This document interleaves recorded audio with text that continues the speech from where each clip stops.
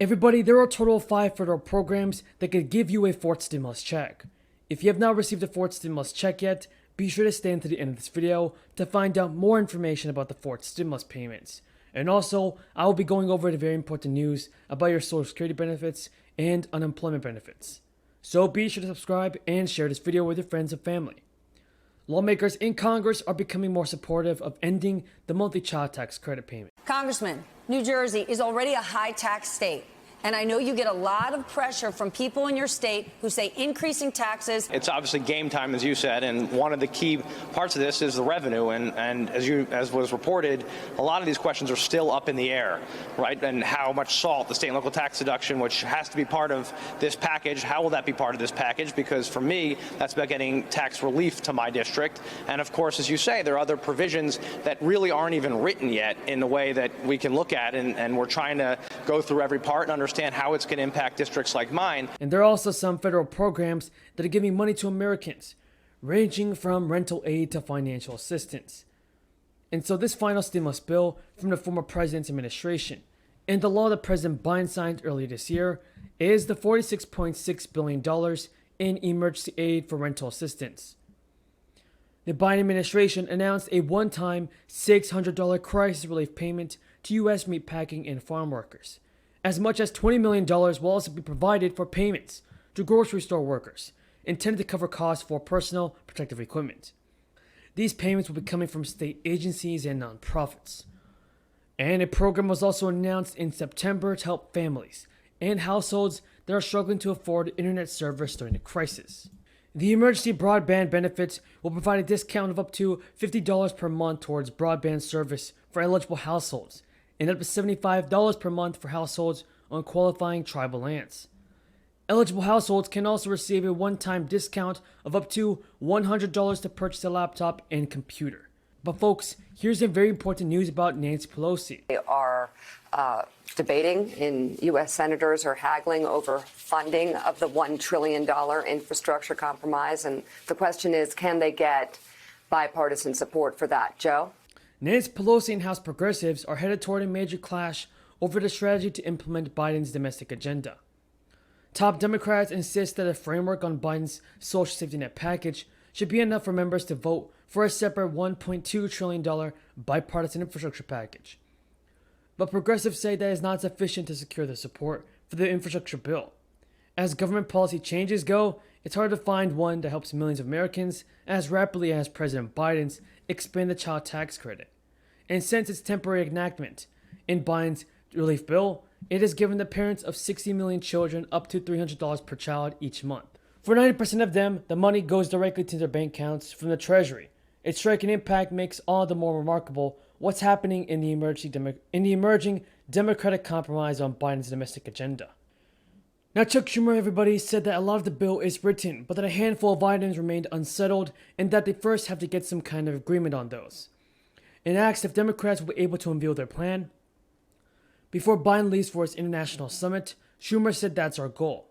There's also a total of 5 big issues that Democrats will need to address this week in order to meet the October 31st deadline to pass the infrastructure bill.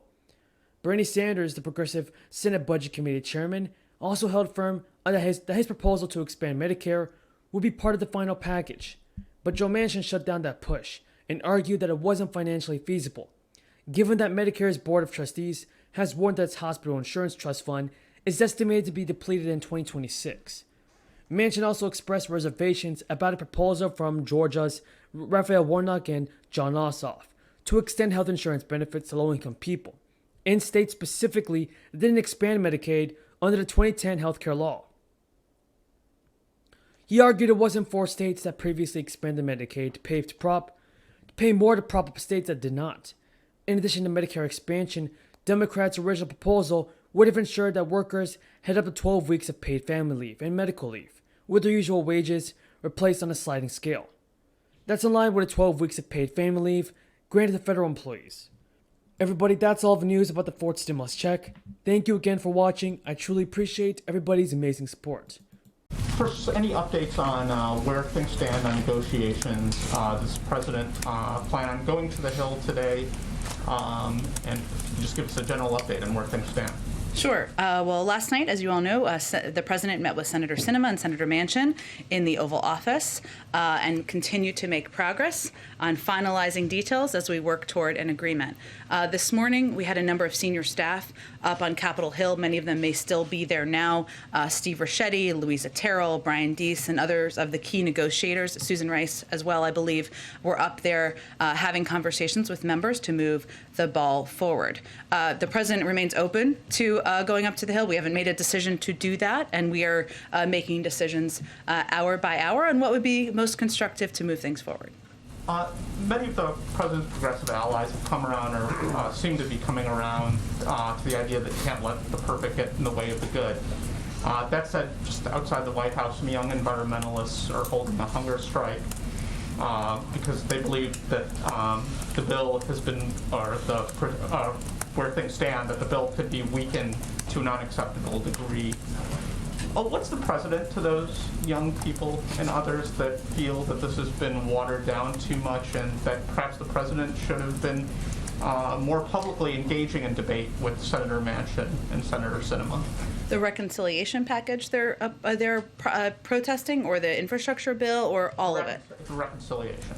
Well, what I would say first, the president admires the activism, the energy, of young people who are out there advocating for what they believe in, and the changes that he agrees should be made to how society functions, to long overdue investments in our climate. I think what we would say is, one, we are on track now to move forward.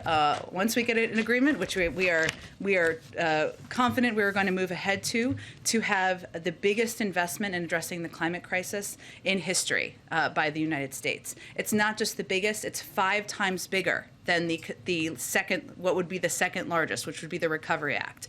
This would be a historic investment and something that would make have enormous impact on addressing these issues. And I would note that, and I don't know all of the things that are of concern to them, but since you asked me about the framing, and I don't know if climate is one of them, but I assume it might be, so let me start there, is that what we're talking about here is creating targeted manufacturing credits that will help grow domestic supply chains for solar, offshore, and onshore wind, expanding access to rooftop solar and home electrification, expanding grants and loans to rural co-ops to boost clean energy and energy efficiency, expanding grants and loans in the agricultural sector, and we are talking about a historic effort to make critical investments in environmental justice, something that is long overdue, that is central, that is important to the president, important to our climate and our clean energy team. I'd also note that there's been some reporting about this as well, and I don't know if they were talking about childcare. I don't know if young people are. I'm happy to hear that, but maybe they were. But what we're talking about in terms of this package is also